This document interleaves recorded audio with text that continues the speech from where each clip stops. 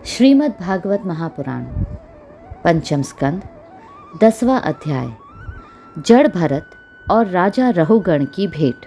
श्री सुखदेव जी कहते हैं, राजन, एक बार सिंधु सौवीर देश का स्वामी राजा रहुगण पालकी पर चढ़कर जा रहा था। जब वह इक्षुमती नदी के किनारे पहुंचा, तब उसकी पालकी उठाने वाले कहारों के जमादार को एक कहार की आवश्यकता पड़ी।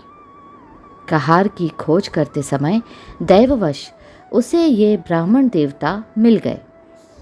इन्हें देखकर उसने सोचा, यह मनुष्य रुष्टपुष्ट, जवान और गठीले अंगों वाला है, इसलिए यह तो बैल या गधे के समान अच्छी तरह बोझा ढो सकता है।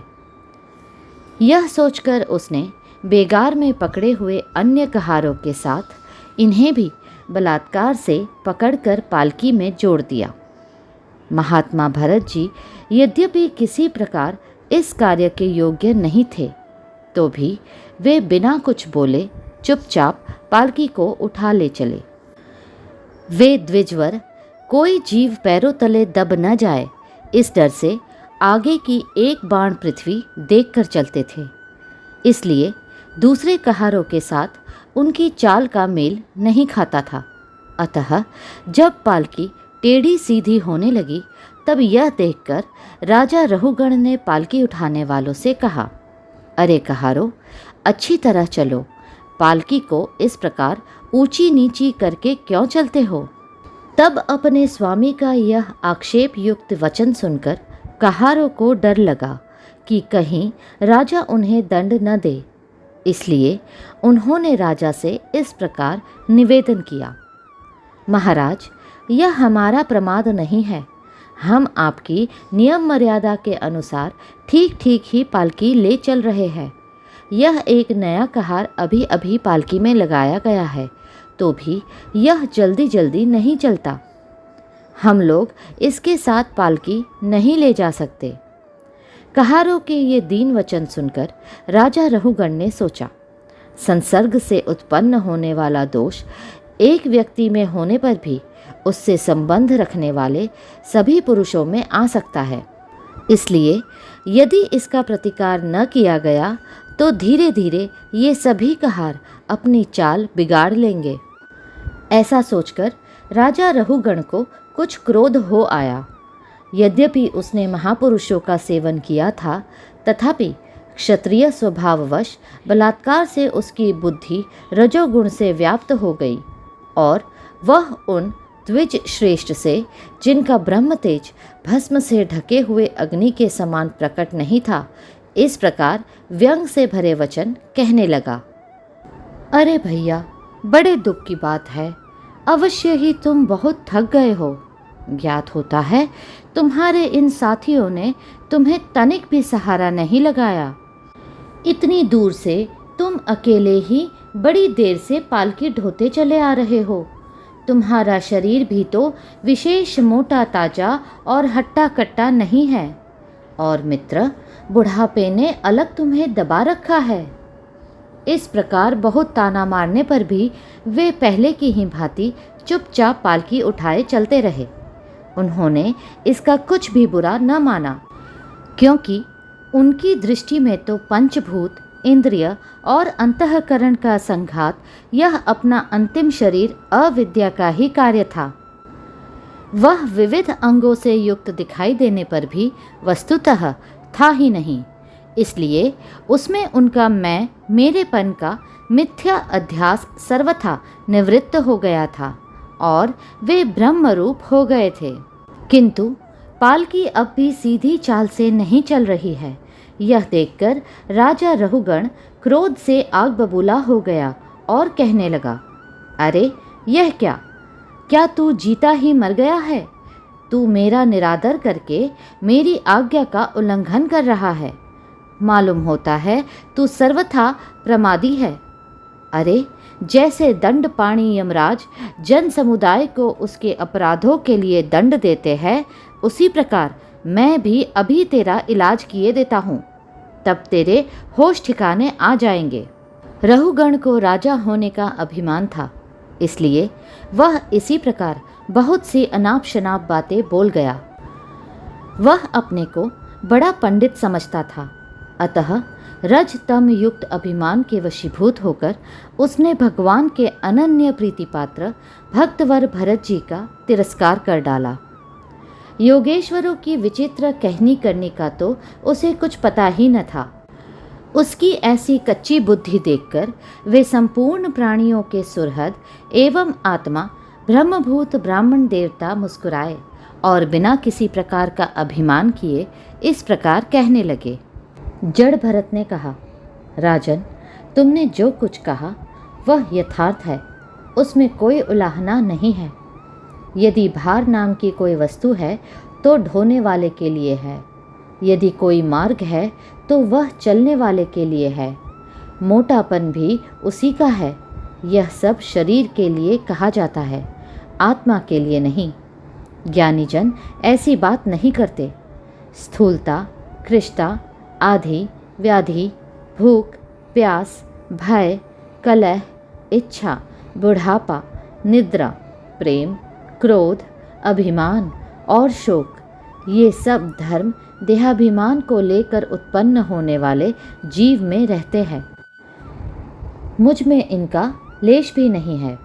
राजन, तुमने जो जीने मरने की बात कही, सो जितने भी विकारी पदार्थ है उन सभी में नियमित रूप से ये दोनों बातें देखी जाती है, क्योंकि वे सभी आदि अंत वाले हैं। यशस्वी नरेश, जहाँ स्वामी सेवक भाव स्थिर हो वहीं आज्ञा पालन आदि का नियम भी लागू हो सकता है। तुम राजा हो और मैं प्रजा हूँ, इस प्रकार की भेद बुद्धि के लिए मुझे व्यवहार के सिवा और कहीं तनिक भी अवकाश नहीं दिखाई देता। परमार्थ दृष्टि से देखा जाए तो किसे स्वामी कहे और किसे सेवक। फिर भी राजन, तुम्हें यदि स्वामित्व का अभिमान है तो कहो, मैं तुम्हारी क्या सेवा करूं? वीरवर, मैं मत, उन्मत्त और जड़ के समान अपनी ही स्थिति में रहता हूँ। मेरा इलाज करके तुम्हें क्या हाथ लगेगा?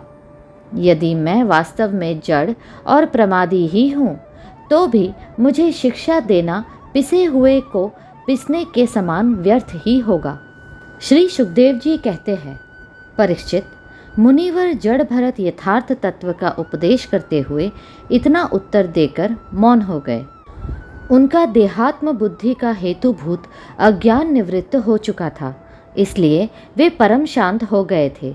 अतः इतना कहकर भोग द्वारा प्रारब्ध अक्षय करने के लिए वे फिर पहले के ही समान उस पालकी को कंधे पर लेकर चलने लगे।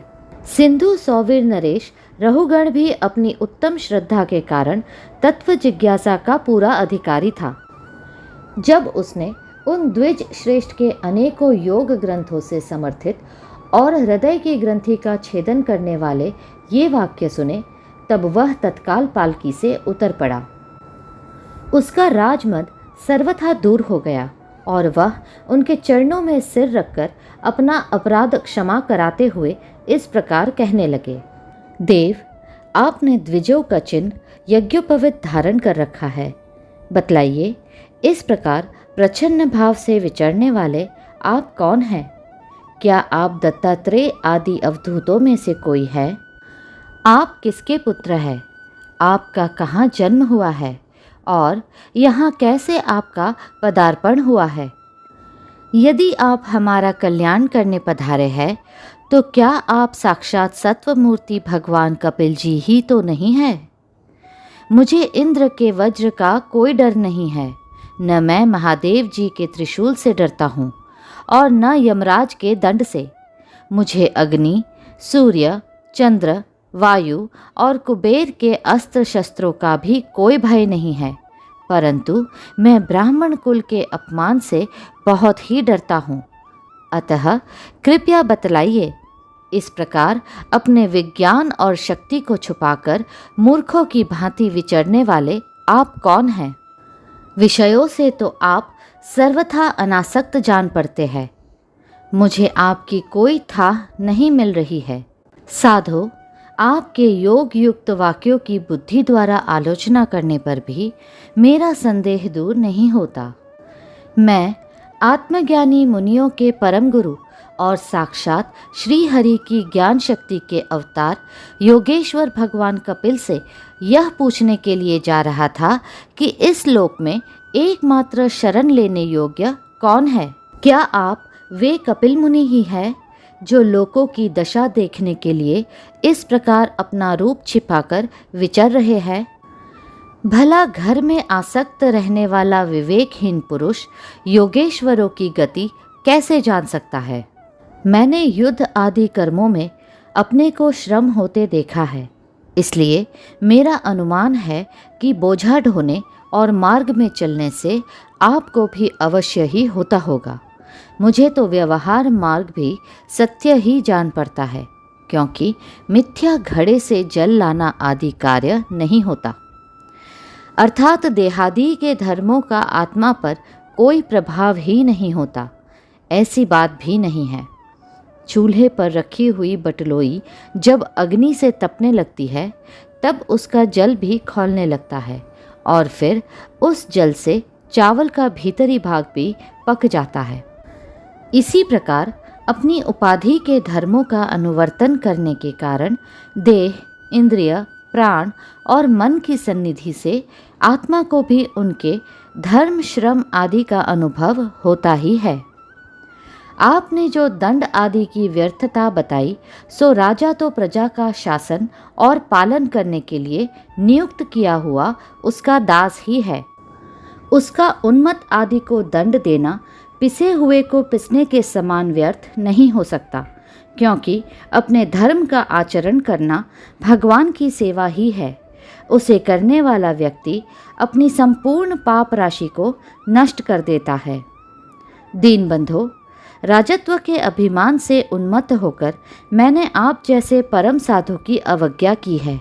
अब आप ऐसी कृपा दृष्टि कीजिए जिससे इस साधु अवज्ञा रूप अपराध से मैं मुक्त हो जाऊं। आप देहाभिमान शून्य और विश्व बंधु श्री हरि के अनन्य भक्त हैं, इसलिए सब में समान दृष्टि होने से इस मान अपमान के कारण आप में कोई विकार नहीं हो सकता। तथापि एक महापुरुष का अपमान करने के कारण मेरे जैसे पुरुष साक्षात त्रिशूलपाणी महादेव जी के समान प्रभावशाली होने पर भी अपने अपराध से अवश्य थोड़े ही काल में नष्ट हो जाएगा। अगला अध्याय शीघ्र ही साझा होगा। कृपया करके लाइक, सब्सक्राइब और शेयर करें। हरे कृष्णा